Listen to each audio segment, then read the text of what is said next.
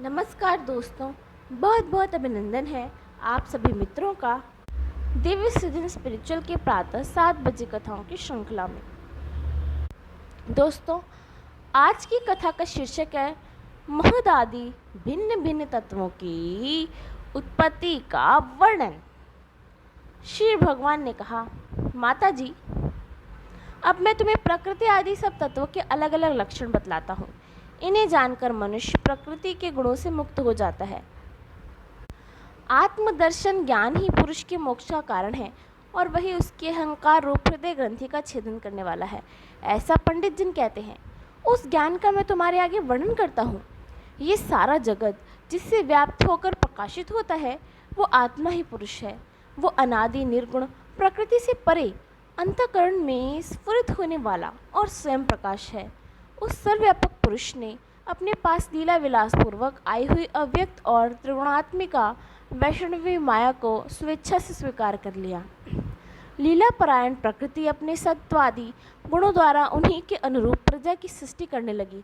यह देख पुरुष ज्ञान को आच्छादित करने वाली उसकी आवरण शक्ति से मोहित हो गया, अपने स्वरूप को भूल गया।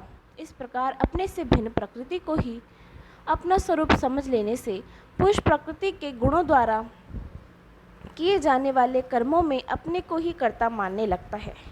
इस कृत्याभिमान से ही अकर्ता स्वाधीन साक्षी और आनंद स्वरूप पुरुष को जन्म मृत्यु रूप बंधन और परतंत्रता की प्राप्ति होती है। कार्य रूप शरीर, कारण रूप इंद्रिय तथा कर्ता रूप इंद्रियाधिष्ठात्री देवताओं में पुरुष जो अपनेपन का आरोप कर लेता है, उसमें पंडित जन प्रकृति को ही स्मरण मानते हैं तथा वास्तव में प्रकृति से परे होकर भी जो प्रकृति स्थित हो रहा है उस पुरुष को सुख दुखों से भोगने में कारण मानते हैं। देवहूति ने कहा, पुरुषोत्तम इस विश्व के स्थूल सूक्ष्म कार्य जिनके स्वरूप हैं तथा जो इसके कारण हैं, उन प्रकृति और पुरुष का लक्षण भी आप मुझमें से कहिए। श्री भगवान ने कहा, जो त्रिगुणात्मक अव्यक्त नित्य और कार्य कारण रूप है और स्वयं निर्विशेष होकर भी संपूर्ण विशेष धर्मों का आश्रय है, उस प्रधान नामक तत्वों को ही प्रकृति कहते हैं। 5 महाभूत, 5 तन्मात्रा, 4 अंतःकरण और 10 इंद्रिय, इस 24 तत्वों के समूह को विद्वान लोग प्रकृति का कार्य मानते हैं। पृथ्वी, जल, तेज, वायु और आकाश ये 5 महाभूत है। गंध, रस, रूप, स्पर्श और शब्द ये 5 तन्मात्र माने गए हैं। श्रोत्र, त्वचा, चक्षु, रसना, नासिका, वाक, पाणि, पाद, उपस्थ और पायु ये 10 इंद्रिय हैं। मन, बुद्धि, चित्त और अहंकार, इन 4 के रूप में एक ही अंतःकरण अपनी संकल्प, निश्चय, चिंता और अभिमान रूपा 4 प्रकार की वृत्तियों से लक्षित होता है। इस तरह तत्वज्ञानी पुरुषों ने सगुण ब्रह्म के सन्निविष्ट स्थान इन 24 तत्वों की संख्या बतलाई है। इनके सिवा जो काल है वही 25वां तत्व है। कुछ लोग काल को पुरुष से भिन्न तथा तत्वत मानकर पुरुष का प्रभाव अर्थात ईश्वर की संहार कारिणी शक्ति बताते हैं, जिससे माया की कार्य रूप देहादि में आत्मा का अभिमान करके अहंकार से मोहित और अपने को कर्ता मानने वाले जीव को निरंतर भय लगा रहता है। मनुपुत्री, जिनकी प्रेरणा से गुणों की साम्यावस्था रूप निर्विशेष प्रकृति में गति उत्पन्न होती है, वास्तव में वे पुरुष रूप भगवान ही काल कहे जाते हैं। इस तरह जो अपनी माया के द्वारा सब प्राणियों के अंदर जीव रूप से और बाहर काल रूप से व्याप्त है, वे भगवान ही 25वें तत्व हैं। जब परम पुरुष परमात्मा ने जीवों के अदृष्ट व शोभ को प्राप्त हुई संपूर्ण जीवों की उपस्थिति स्थान रूपा अपनी माया में चिच्छक्ति रूप वीर्य स्थापित किया, तो उससे तेजोमय महतत्व उत्पन्न हुआ। लय विक्षेप आदि रहित तथा जगत के अंकुर रूप इस महातत्व ने अपने में स्थित विश्व को प्रकट करने के लिए अपने स्वरूप को आच्छादित करने वाले प्रलयकालीन अंधकार को अपने ही तेज से पी लिया। जो सत्व गुणमय, स्वच्छ, शांत और भगवान की उपलब्धि का स्थान रूप चित्त है, वही महत्त्व और उसी को वसुदेव कहते हैं। जिस तरह पृथ्वी आदि अन्य पदार्थों के संसर्ग से पूर्व जल अपनी स्वाभाविक फेन तरंगादि रहित अवस्था में अत्यंत स्वच्छ, विकार शून्य और शांत होता है, उसी तरह अपनी स्वाभाविकी अवस्था की दृष्टि से स्वच्छ तत्व, अविकारी तत्व और शांत तत्व ही वृत्तियों सहित चित्त का लक्षण कहा गया है। उसके बाद भगवान की वीर रूप चित्त शक्ति से उत्पन्न हुए महतत्व के विकृत होने पर उससे क्रिया शक्ति प्रधान अहंकार उत्पन्न हुआ। वो वैकारिक तेजस और तामस भेद से 3 प्रकार का है। उसी से क्रमश मन, इंद्रियों और पंच महाभूतों की उत्पत्ति हुई। इस भूत, इंद्रिय और मन रूप अहंकार को ही पंडितजन साक्षात संकर्षण नामक शस्त्र सिर वाले अनंत देव कहते हैं। इस अहंकार का देवता रूप से कृतत्व, इंद्रिय रूप से करणत्व और पंचभूत रूप से कार्यत्व लक्षण है तथा सत्वादी गुणों के संबंध से शांतत्व, घोरत्व और मूढ़त्व भी इसी के लक्षण हैं। उपयुक्त 3 प्रकार के अहंकारों में से वैकारिक अहंकार के विकृत होने पर उससे मन हुआ, जिससे संकल्प विकल्पों से कामनाओं की उत्पत्ति होती है। यह मनस्तत्व ही इंद्रियों के अधिष्ठाता अनिरुद्ध के नाम से प्रसिद्ध है। योगी जन शरतकालीन नीलकमल के समान श्याम वर्ण वाले इन अनिरुद्ध जी की शनै शनै मन को वशीभूत करने आराधना करते हैं। साध्वी फिर तेजस अहंकार में विकार होने पर उससे बुद्धित्व उत्पन्न हुआ। वस्तु का स्वरूप विज्ञान और इंद्रियों के व्यापार में सहायक होना, पदार्थों का विशेष ज्ञान करना, ये बुद्धि के कार्य हैं। वृत्तियों के भेद से संशय, विपर्यय, विपरीत ज्ञान, निश्चय, स्मृति और निद्रा भी बुद्धि के ही लक्षण हैं। ये बुद्धित्व ही प्रद्युम्न है। इंद्रिय भी तेजस अहंकार का ही कारक है। कर्म और ज्ञान के विभाग से उनकी कर्मेंद्रिय और ज्ञानेंद्रिय 2 भेद हैं। इनमें कर्म प्राण की शक्ति है और ज्ञान बुद्धि की। भगवान की चेतन शक्ति की प्रेरणा से तामस अहंकार के विकृत होने पर उससे शब्द तन्मात्र का प्रादुर्भाव हुआ। शब्द तन्मात्रा से आकाश तथा शब्द का ज्ञान कराने वाली क्षुद्रेंद्र उत्पन्न हुई। अर्थ का प्रकाशक होना, ओट में खड़े हुए वक्ता का भी ज्ञान करा देना और आकाश का सूक्ष्म रूप होना विद्वानों के मत में यही शब्द के लक्षण है। भूतों को अवकाश देना, सबके बाहर भीतर वर्तमान रहना तथा प्राण, इंद्रिय और मन का आश्रय होना, ये आकाश की वृत्ति कार्य रूप लक्षण है।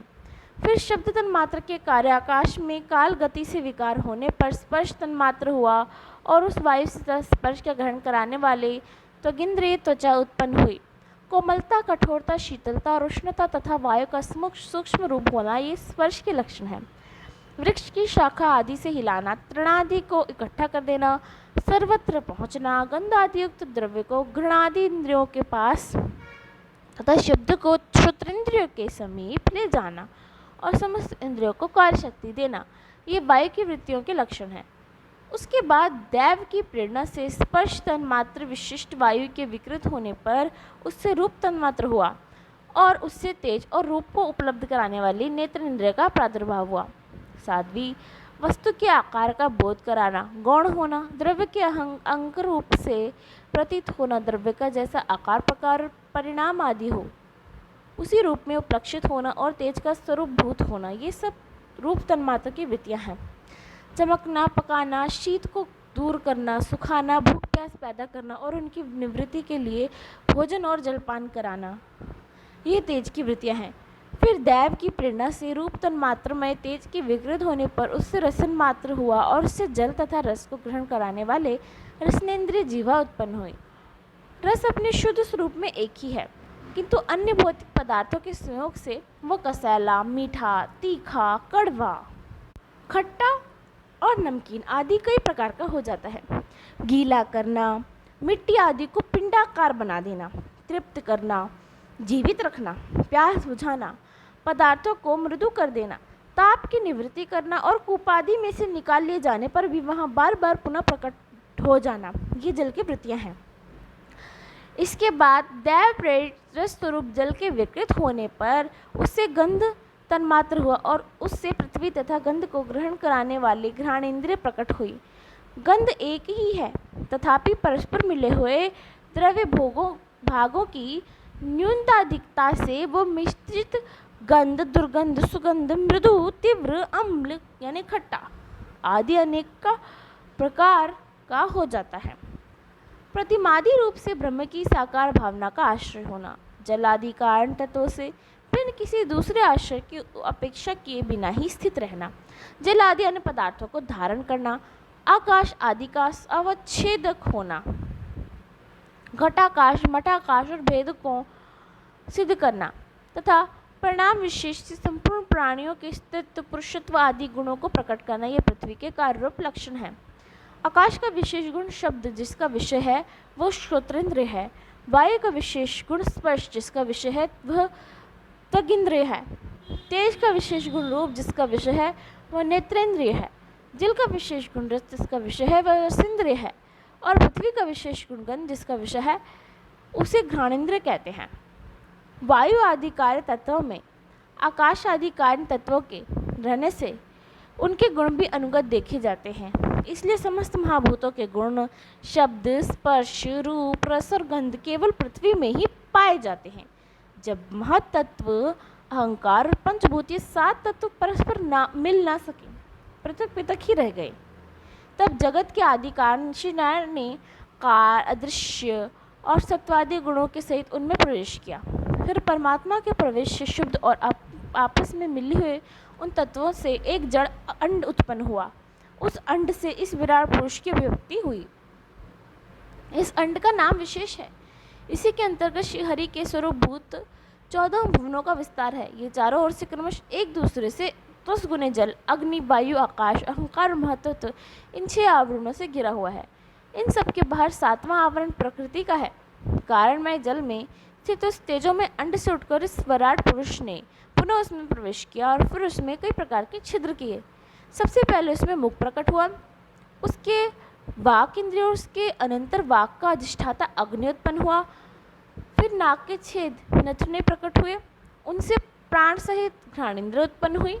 घ्राण के बाद उसका अधिष्ठाता वायु आया। उसके बाद नेत्र गोलक प्रकट हुए, उनसे चक्षुंद्र प्रकट हुई।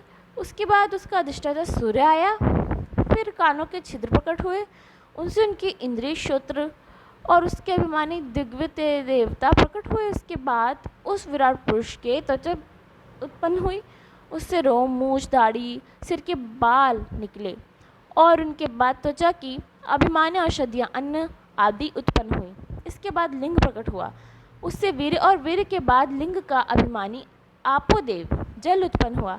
फिर गुदा, उससे अपान और अपान के बाद उसका अभिमानी लोकों के भयभीत करने वाला मृत्यु देवता उत्पन्न हुआ। उसके बाद हाथ आए, हाथ आने के बाद उनसे बल और बल के बाद हस्तेंद्रिय का अभिमानी इंद्र उत्पन्न हुआ। फिर चरण प्रकट हुए, उनसे गति गमन की क्रिया और फिर पादेंद्रिय अभिमानी विष्णु देवता उत्पन्न हुए। इस तरह जब विराट पुरुष की नाड़ियाँ प्रकट हुई तो उनसे रुधिर उत्पन्न हुआ और उससे नदियाँ। फिर उसके उदर यानी पेट प्रकट हुआ, उसकी क्षुधा पिपासा की अभिव्यक्ति हुई और फिर उदर का अभिमानी समुद्र देवता आया। उसके बाद दिल आया, दिल से मन का प्रकट हुआ, मन के बाद उसका अभिमानी देवता चंद्रमा, फिर हृदय से ही बुध और उसके बाद उसका अभिमानी ब्रह्मा हुआ। उसके बाद अहंकार और उसके बाद उसका अभिमानी रुद्रदेव उत्पन्न हुआ। उसके बाद चित्त और उसका अभिमानी क्षेत्रज्ञ प्रकट हुआ। जब ये क्षेत्रज्ञ के अतिरिक्त सारे देवता उत्पन्न होकर भी विराट पुरुष को उठाने में असमर्थ रहे तो उसे उठाने के लिए क्रमश फिर अपने अपने उपस्थितानों में प्रविष्ट होने लगे। अग्नि ने वाणी के साथ मुख में प्रवेश किया परंतु इससे विराट पुरुष न उठा। वायु ने घ्राणेंद्रिय के साथ नासा छिद्रों में प्रवेश किया, फिर भी विराट पुरुष नहीं उठा। सूर्य ने चक्षु सहित नेत्रों में प्रवेश किया, जब फिर विराट पुरुष न उठा। दिशाओं ने श्रवण इंद्रियों के सहित कानों में प्रवेश किया तो फिर विराट पुरुष न उठा। औषधियों ने रोमों के सहित त्वचा में प्रवेश किया, फिर विराट पुरुष फिर भी न उठा। जल ने वीर्य के साथ लिंग में प्रवेश किया, तब भी विराट पुरुष न उठा। मृत्यु ने अपान के साथ गुदा में प्रवेश किया, फिर भी विराट पुरुष न उठा। इंद्र ने बल के साथ हाथों में प्रवेश किया परंतु इससे भी विराट पुरुष न उठा। विष्णु ने गति के सहित चरणों में प्रवेश किया तो भी विराट पुरुष न उठा। नदियों ने रुधिर के सहित नाड़ियों में प्रवेश किया, तब भी विराट पुरुष न उठा। समुद्र ने क्षुधा पिपासा के सहित उदर में प्रवेश किया, फिर भी वो नहीं उठा। चंद्रमा ने मन के सहित हृदय में प्रवेश किया तो भी वो नहीं उठा। ब्रह्मा ने ब्रह्म के बुद्धि के साथ हृदय में प्रवेश किया, तब भी वो उठा नहीं। रुद्र ने अहंकार के साथ उसी हृदय में प्रवेश किया तो भी विराट पुरुष नहीं उठा, लेकिन जब चित्त के अधिष्ठाता क्षेत्रज्ञ चित्त के सहित हृदय में प्रवेश किया तो विराट पुरुष उसी समय जल से उठकर खड़ा हो गया। जिस प्रकार लोक में प्राण, इंद्रिय, मन और बुद्धि आदि चित्त के अधिष्ठाता क्षेत्रज्ञ की सहायता के बिना सोए हुए प्राणी को अपने बल से नहीं उठा सकते, उसी तरह विराट पुरुष को भी क्षेत्रज्ञ परमात्मा के बिना नहीं उठा सके। अतः भक्ति, वैराग्य और चित्त की एकाग्रता से प्रकट हुए ज्ञान के द्वारा उस अंतरात्मा स्वरूप क्षेत्रज्ञ को इस शरीर में स्थित जानकर उसका चिंतन करना चाहिए।